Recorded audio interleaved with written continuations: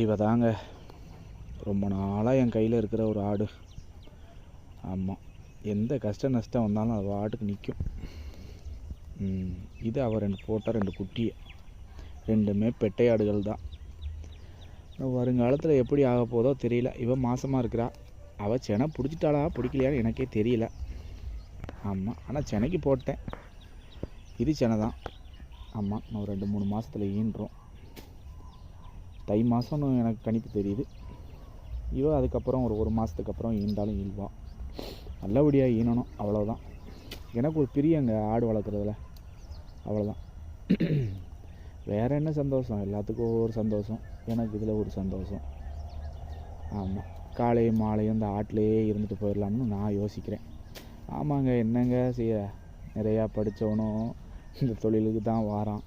Government உத்தியோகம் பார்க்குறவங்களும் இந்த தொழிலுக்கு தான் வராங்க. காம்படிஷன் ஜாஸ்தி ஆயிடுச்சுங்க இந்த தொழிலுக்கு.